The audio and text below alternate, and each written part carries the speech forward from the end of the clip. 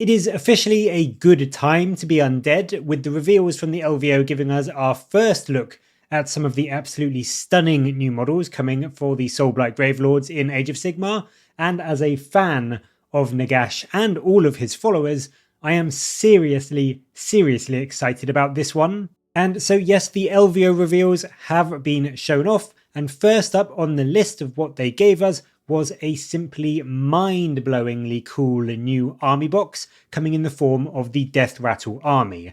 And this set brings us some brand new and long-awaited replacements and updates for both the Grave Guard and the Black Knights, which are now named the Barrow Guard and the Barrow Knights. And I think, as we all expected and were waiting for, they have done such a good job of bringing this new, more stylistic vibe to both of the units. The Barrow Guard especially are just incredible, and they really do bridge that gap from the old Warhammer Fantasy Graveguard to that newer skeleton aesthetic that we started to see for the Death Rattle skeletons in things like Curse City. We did get a little tease at these from a rumour article that does seem to have been proven accurate from their two-handed weapons that we can see on the Barrow Guard, but they can still take, apparently, either a sword and shield or a two-handed option. So no matter how you've modelled your older Graveguard, you can still use them in Age of Sigmar, or you can just as easily get these new guys and fit them in as replacement models. In terms of what they do, the reveals did say they still bring those crit mortals and they are a good bodyguard for a character, so I imagine they are going to be fairly similar in terms of their war scroll. They will likely get themselves a tasty 5-up ward when they're going around near a hero, and they will still be dishing out some fairly scary melee to anything that they get into combat with those crit mortals on their weapons. The Barrow Knights are equally stunning and so much better, in my opinion, compared to the old Black Knights. It does beg the question, as I raised in an earlier video, about what this means for the Hex Wraiths, for the Nighthaunt, because they are currently a dual kit with the Black Knights. So if the Black Knights are going away, does that mean the Hex Wraiths are as well?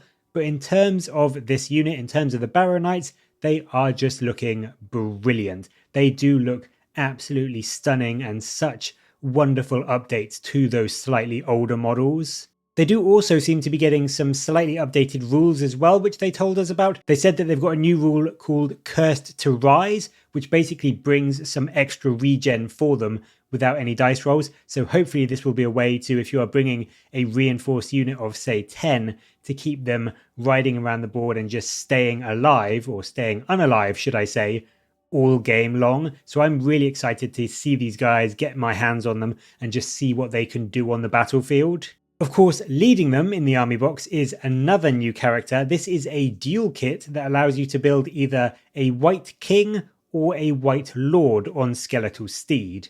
We do already have a Wight King on Steed, which is an already brilliant model, but this new kit does look just as fantastic, I would say maybe even more so. And what I do really love is that this now allows you to build and play entire armies of just Death Rattle. So if you want to do a Soulblight force but have no zombies or no vampires or anything like that, you can now just go full skeleton. And the King takes up this more sort of leadership style role, and he can send some debuffs into the enemy, whilst the Wight Lord, he is a bit of a lesser hero, but he brings some buffs specifically to your cavalry. So now you can just run this whole Death Rattle army with the Wight King leading you, the Wight Lord leading up your cavalry, and just making your Barrow Knights and your Barrow Guard just do much better on the table. Overall, it just seems to be a very cool box with a ton of gorgeous new models, and also what I really like, this brilliant new way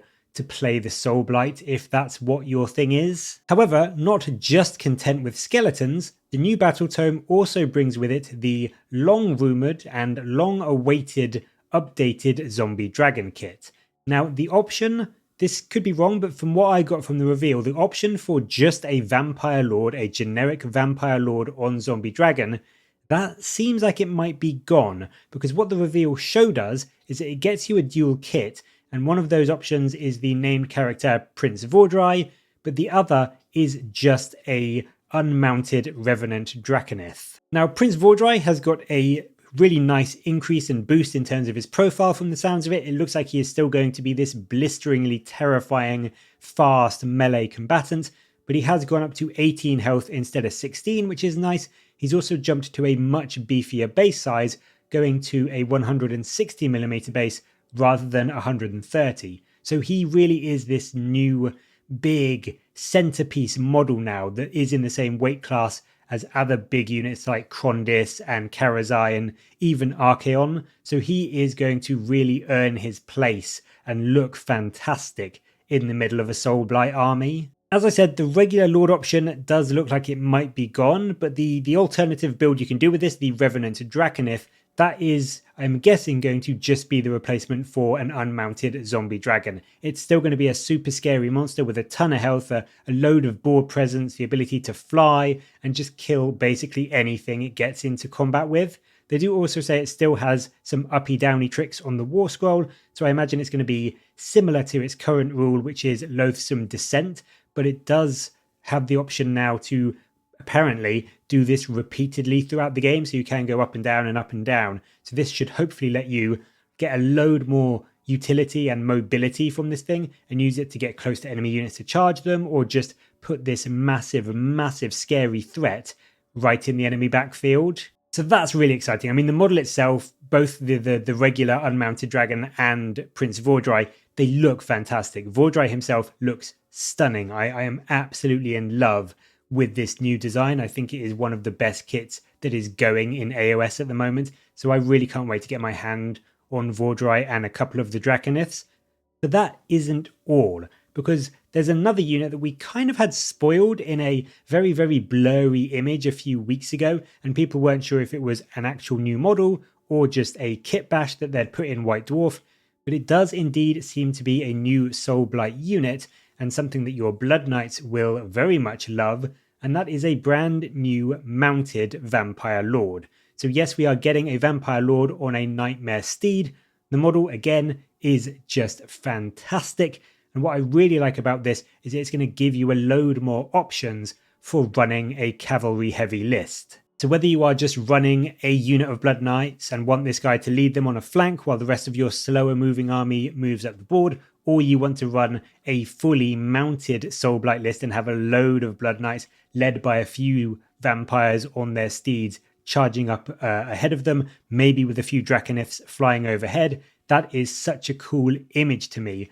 And honestly, I think I'm really excited to try that playstyle out and see how good this really fast moving, hard hitting, knightly themed vampire force can be. So I am such a big fan of all the releases they've shown us here today, and I honestly can't wait to get my hands on all of them. The reveal did also say there's a few more surprises coming. The Soulblight are finally getting their own unique terrain piece, as well as a new set of manifestations specific to them. So that is very cool. It's long overdue. We haven't had a new terrain piece or manifestations for quite a long while, so having the Soulblight finally get access to their own unique ones is really cool, and I can't wait to see what they come with, what they do, and how they buff your army more. In terms of the battle tome itself, it does mention that it gets the usual set of formations and enhancements and artifacts of power and that sort of thing. I imagine the formations will be largely similar to the ones we have from the index, but there should be a few very cool ways to play the army, especially with these new and updated kits, being able to bring things like the Mounted Vampire Lord,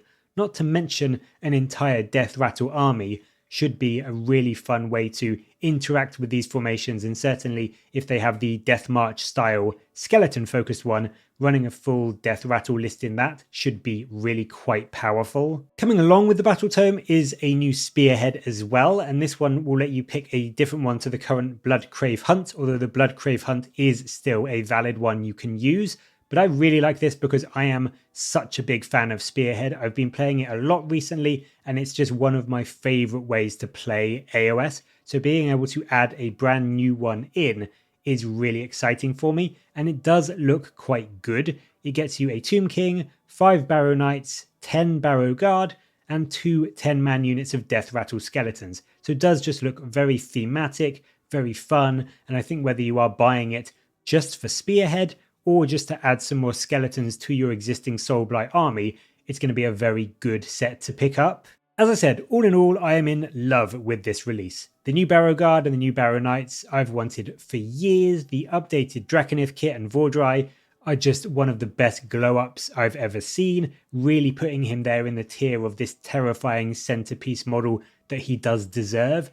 And even the new Vampire Lord or Nightmare is something the Soulblight have sorely needed just to help their cavalry-focused lists feel a bit better. So everything here is a huge win in my book. The final thing to mention is a little bit of a release plan for the year that they gave us. Soulblight are coming very soon, it seems, and they are going to be followed by the Idoneth Deepkin and then another faction I love, which is the Nighthaunt. So presumably we will see the answer to the Hexwraith question very soon as well.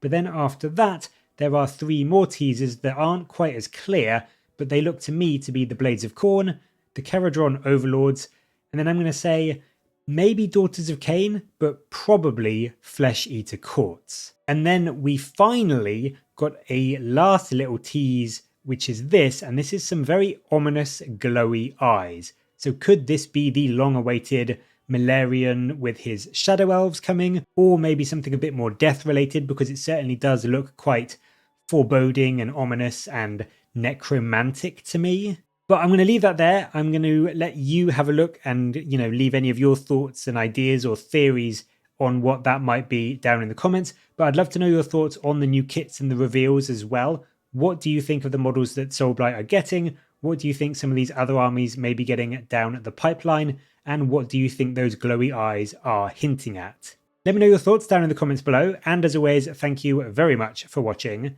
Please do like and subscribe for more Warhammer content from me. But until next time, I'll catch you later, guys.